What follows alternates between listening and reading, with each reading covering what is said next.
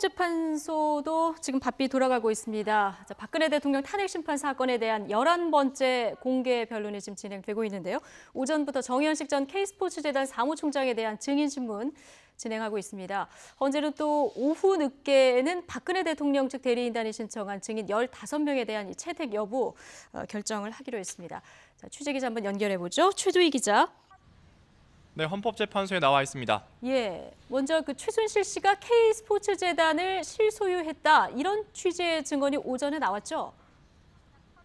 네, 그렇습니다. 정현식 전 K스포츠재단 사무총장에 대한 증인신문은 3시간째 계속되고 있는데요. 정 전 총장은 비선 실세 최순실 씨를 재단의 실질적 리더로 생각했다고 증언했습니다. 최 씨가 재단 직원들의 연봉을 정했고 직원 채용과 부서 배치도 최 씨가 결재해야만 결정나는 구조라고도 언급했습니다. 또 자신이 재단에 입사할 당시엔 최순실 씨가 직접 면접을 봤다고도 밝혔습니다. 면접 이후에는 모르는 사이인 안종범 전 청와대 수석으로부터 축하한다는 전화를 받았다며 안 전 수석과 최 씨 사이에 재단 운영과 관련해 교감이 있었다는 취지의 진술도 내놨습니다. 특히 최 씨가 업무 지시를 하면 하루 이틀 간격으로 안 전 수석으로부터 같은 연락이 왔다고도 했습니다. 이런 일을 겪으면서 정 전 총장은 청와대가 재단을 지원한 것으로 이해하고 있다면서 가이드라인을 주는 윗부는 박근혜 대통령을 의미하는 것으로 생각한다고 밝혔습니다.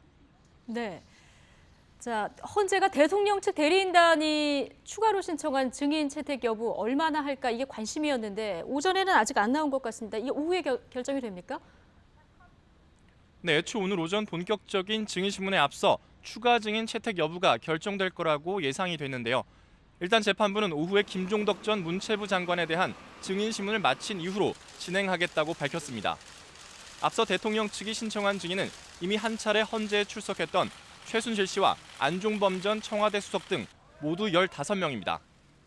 여기에 고영태 전 더블유K 이사가 오는 9일에 증인으로 출석하지 않을 경우를 대비해서 이번 사건을 수사한 검사 2명도 대체 증인으로 신청했습니다.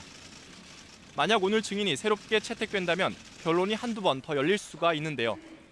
그럴 경우 변론이 이달 4번째 주까지 진행될 가능성이 크고 결정문 작성 시간까지 고려할 때 이달 내에 결론이 나기는 물리적으로 어렵게 됩니다. 헌재는 이후 오후 2시에는 김종덕 전 문체부 장관을 불러 문체부 인사 전횡 의혹에 대해서 캐물을 예정입니다. 이어 김기춘 전 비서실장도 오후 4시에 증인신문을 받을 예정이지만 건강 사정으로 출석이 어렵다면서 어제 헌재 불출석 사유서를 냈습니다. 헌재는 오늘 변론에서 불출석 사유를 받아들일지 결정할 예정이지만 김 전 실장이 출석 자체를 거부한 건 아닌 만큼 증인신문 일정이 그만큼 뒤로 미뤄질 것으로 보입니다.